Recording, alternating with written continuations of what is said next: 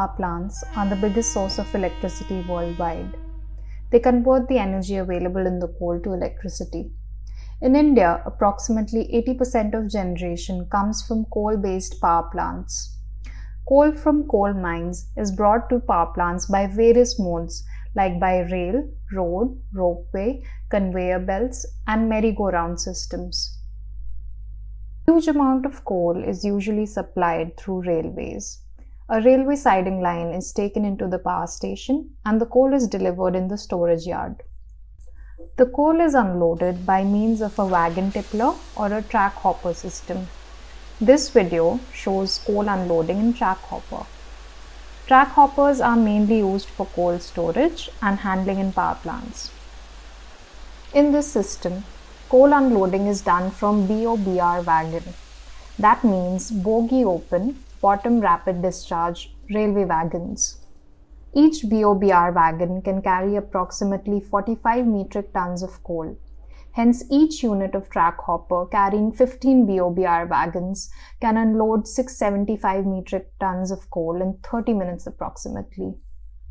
Daily requirement of coal in 500 megawatts power plant is about 6,000 metric tons of coal, having GCV as 4,500 kilocalories per kilogram and considering heat rate of 2,300 kilocalories per kilowatt hour. Now we come to the track hopper. It is made from a large number of mechanical items like steel grating covering the RCC hopper along with the railway track, RCC hopper of 210 meter length and 8 meter width, feeder at the discharge side of the hopper, and conveyor belt located at the discharge of feeder. Hopper is a V-shaped RCC container to hold and discharge coal through its bottom chute. Below it, feeder is located which feeds coal to the conveyor belt. Feeder plays an important role in evacuating coal from the hopper.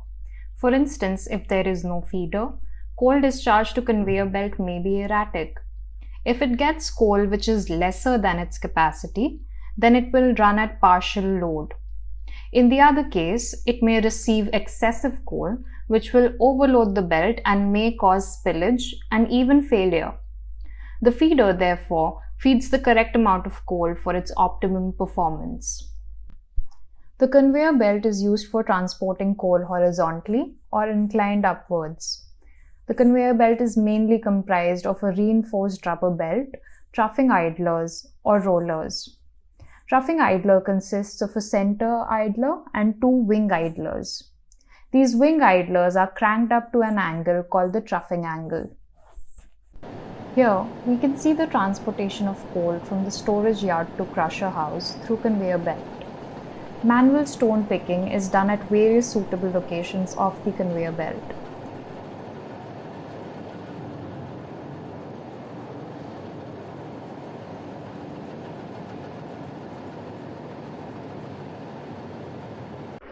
At the discharge end of conveyors, ILMS, that is inline magnetic separators, are provided. They are used for continuous and automatic removal of unwanted tramp iron pieces from coal. As power supply to ILMS is on, electromagnet is energized and its belt starts rotating. If tramp iron along with coal comes in magnetic field area, it is attracted towards electromagnet. Its self-cleaning belt carries iron pieces beyond magnetic field and it drops off iron pieces into a separate hopper. After iron pieces are segregated, coal is discharged to roller screen. Roller screens are suitable for separating fine coal from coarse coal. Main components of roller screen are drive unit, transfer shafts with eccentric disc rolls, and longitudinal shaft. Transverse shafts receive motion through longitudinal shafts operated by drive unit. Due to rotation and special shape of eccentric disc, coal is lifted and pushed forward to the crusher. Smaller sized coal passes through the opening between two consecutive eccentric discs and is thus separated and collected. Only coarse coal is sent to crusher, and therefore this preliminary screening is very important for reducing unnecessary load to crusher. We can see that the coarse coal flows down the chute of roller screen and is fed to the mouth of the crusher. This type of crusher is called ring granulator crusher. Such machines are fabricated from heavy steel plates and are specially designed for continuous crushing of coal. It mainly consists of rotor shaft, ring hammer, crushing plate, sieve plate, and discharge opening. Crushing of coal takes place by two types of action. One is by the impact of ring hammers and other is by rolling compression between crushing plate and ring hammer. Crushing reduces size of coal up to 20 millimeters. These machines are ideal for crushing coal to a suitable size for pulverization. Now this crushed coal is fed to coal bunkers for pulverization in coal mills and then for burning in furnace. In case coal bunkers are full, this coal is sent for stacking or storage in coal storage yard through conveyors and transfer points.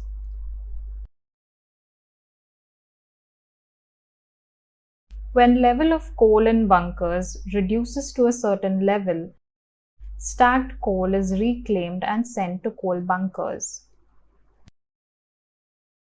Now you will see how coal stacking or reclaiming in coal yard is done with the help of bucket wheel type stacker reclaimer. This huge machine is called bucket wheel type stacker reclaimer. It is a huge rail mounted machine which can stack coal on either sides of the track rail. Stacker reclaimer is composed of long travel mechanism which includes track rail and moving bogie wheel assemblies. Some other parts are bucket wheel and drive arrangement for reclaiming coal, boom conveyor which is reversible conveyor belt, slew bearing of large diameter fitted at center of the machine,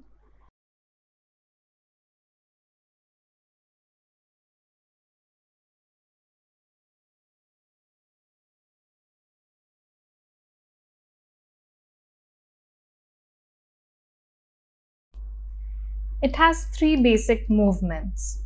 First is traveling, that is the movement of stacker or reclaimer on rail track.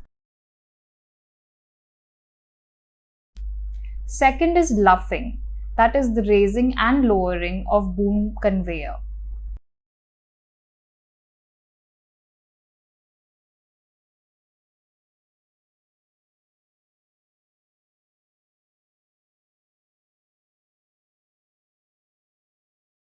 And third is slewing, which is revolving of boom conveyor with the help of slew bearing.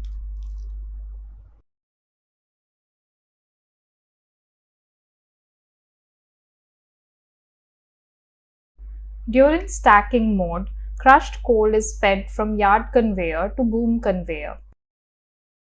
Boom conveyor then carries and discharges coal from its end and makes various stockpiles. In this mode, coal will flow in forward direction as shown.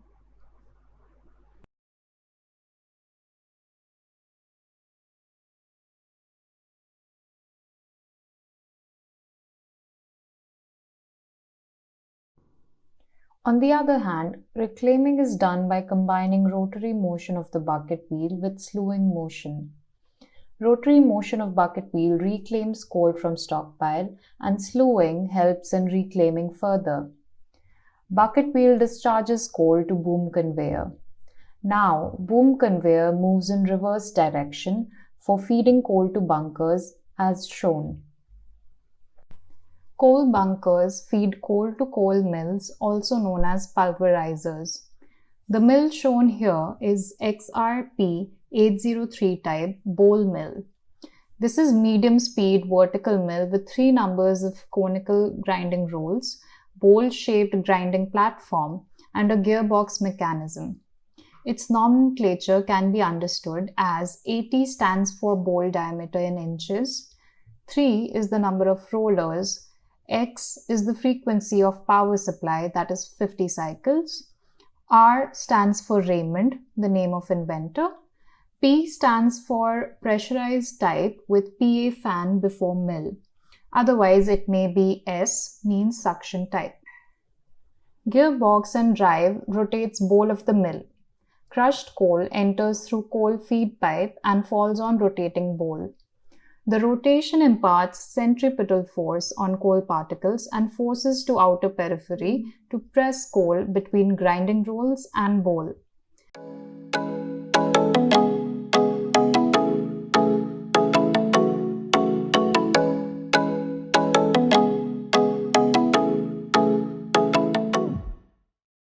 This huge structure is known as a boiler.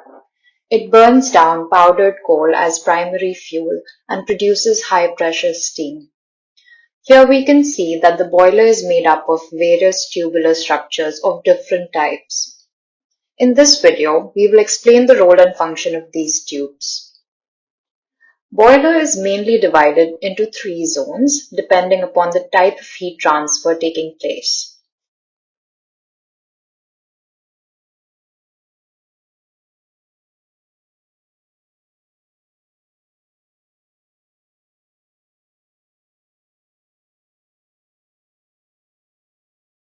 First is the radiation zone, where heat is transferred through thermal emission.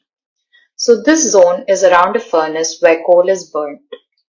Second is the convection zone, where heat is transferred by the movement of hot flue gases. So this area comes under the convection zone. Third zone is a combination of two, that is radiation plus convection, and therefore comes between the two. It comprises a furnace, boiler drum, and many tubular structures, say water walls, superheaters, reheaters, and many headers. Let's have a look at its main components. First is the furnace. It is equipped with coal burners at all 4 corners, repeating at 3 or 4 levels. This arrangement is known as tangential firing. Powdered coal from the mill is discharged from the nozzle of the burners and is ignited. It produces an intense fireball which spreads out and fills the entire furnace area. Now we come to downcomers and risers or water wall tubes. Downcomers are tubes that supply water from the boiler drum to distribution headers at the lowest part of the furnace walls. Water walls or risers are a series of tubes welded together to form walls of the combustion chamber. It has typically 2 side walls, rear wall, front wall, floor, and the roof section. Water from distribution headers enters into all the water walls. It gets heated up in the furnace area and partially converts into steam. This water and steam mix runs through the risers up to the boiler drum. Boiler drum is a high-pressure vessel which separates steam from water with the help of drum internals. After separation, steam is sent to superheaters for further heating and water is sent to the distribution header through downcomers, and the cycle is thus repeated. We can see various mountings on boiler drum like main stop valve to stop or allow flow of steam from boiler to the turbine. Safety valve blows off excess steam and maintains pressure inside the boiler drum. Feed check valve, which is NRV type and controls supply of feed water. Pressure gauge to indicate pressure of steam. Drum water level gauge to show water level in the drum. Blow down valve to control dissolved solids in boiler water. Also, there is a manhole on the boiler drum body which allows entry for maintenance and cleaning during shutdown. After the boiler drum, saturated steam goes to superheaters for further heating. It goes first to low temperature superheaters located in the second pass.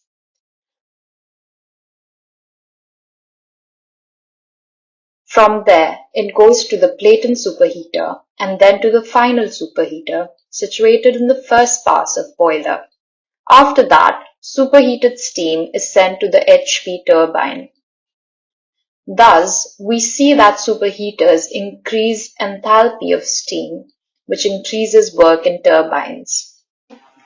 It utilizes heat from flue gases and increases efficiency of the boiler.